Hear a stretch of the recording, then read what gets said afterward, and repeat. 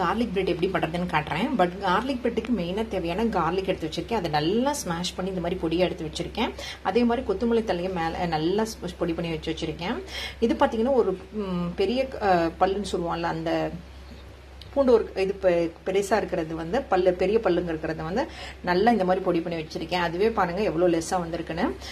பெரிய பல்லா இருந்தாலும் அது எவ்வளவுதான் நம்ம உரிச்சு வச்சாலும் இந்த மாதிரி பொடி பொடியா இது பண்ணும்போது garlic பீலர்ல பண்ணும்போது இவ்வளவுதான் வந்துச்சு. அப்புறம் இந்த மாதிரி கொத்தமல்லி தழையை நல்லா எடுத்து வச்சிருக்கேன். அப்புறம் இந்த மாதிரி பாத்தீங்கன்னா சில்லி ஃபிளேக்ஸ் ஒன்று எடுத்து வச்சிருக்கேன். இப்போ பாத்தீங்கன்னா ஒரு பவுல்ல, ஒரு சின்ன பவுல்ல இந்த மாதிரி ஒரு டேபிள் ஸ்பூன் அளவுக்கு நெய் ஊத்திக்கிறேங்க. அப்புறம் இதெல்லாம் ஆஸ் யூஷுவல் போட்டு இதோட மிக்ஸ் பண்ணிக்க வேண்டியதான். இதெல்லாம் போட்டு மிக்ஸ் பண்ணிட்டு நம்ம பிரெட்ல தடவி விட்டோம்னா நம்ம garlic இது ரெடி. ஸோ இதெல்லாம் போட்டுட்டு இதெல்லாம் போட்டுட்டு நல்லா இது பாருங்களேன், நல்லா இப்படி மிக்ஸ் பண்ணிட்டு இப்போ இதை நல்லா இதில் மிக்ஸ் பண்ணிட்டு நம்ம பிரெட்ல தடவி விட்டோம்னா நம்ம garlic இது ரெடி. இப்போ இதை நல்லா மிக்ஸ் பண்ணிட்டேன். பிரெட்ல எப்படி பண்றேங்கிறதையும் உங்களுக்கு காட்டுறேன். 4 பிரெட் ஸ்லைஸ் வச்சிருக்கேன். அதுல லைட்டா வந்து இந்த மாதிரி கீ அப்ளை பண்றேன். லைட்டா வந்து இந்த மாதிரி பிரஷ்ல வந்து நல்ல கீ அப்ளை பண்ணிக்கிறேன். லைட்டா இந்த மாதிரி கீ அப்ளை பண்ணிட்டேன். அது இதை வந்து நல்லா திருப்பி போட்டதுக்கு அப்புறமா தான் நான் வந்து ஸ்டஃபிங்ஸ் வைக்க போறேன். ஸோ இந்த மாதிரி நல்லா ஸ்ப்ரெட் பண்ணிக்கோங்க. கீயை நல்லா ஸ்ப்ரெட் பண்ணதுக்கு அப்புறமா இப்போ இதை வந்து லைட்டா இப்படி திருப்பி விட்டுக்கோங்க. ஏன்னா நம்ம இந்த ஸ்டேஜில் தான் நம்ம இது பண்ண போறோம். இந்த இடத்துல தான் நம்ம ஸ்டஃபிங் வைக்க போறோம்.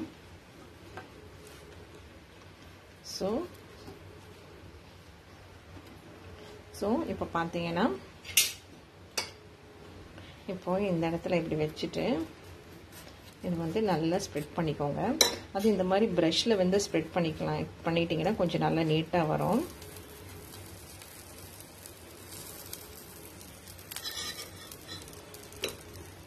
ஸோ அந்த மாதிரி ஒன்று வச்சுட்டு எல்லாத்தையும் நல்லா ஸ்ப்ரெட் பண்ணி விட்டுக்கோங்க. அதுவும் நல்லா ஈக்குவலாக ஸ்ப்ரெட் பண்ணிக்கோங்க. ஸ்டஃபிங்ஸ் நிறையா இருந்துச்சுன்னா சாப்பிட்றதுக்கும் நல்லாயிருக்கும். ஸோ கீழே விழுந்துச்சுன்னா கூட நம்ம அதை எடுத்து போட்டுக்கலாம்.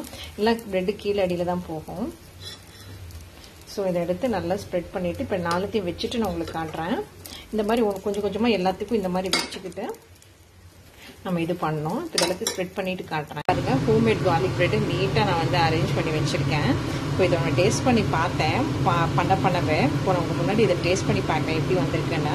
இது ரொம்ப சிம்பிளாக நம்ம பண்ணி தரலாம், பசங்களுக்கும் பிடிக்கும். வாவ், நல்லா ருச்சியாக எம்மியாக இருக்குது. நீங்களும் ட்ரை பண்ணி பாருங்கள். தேங்க்யூ.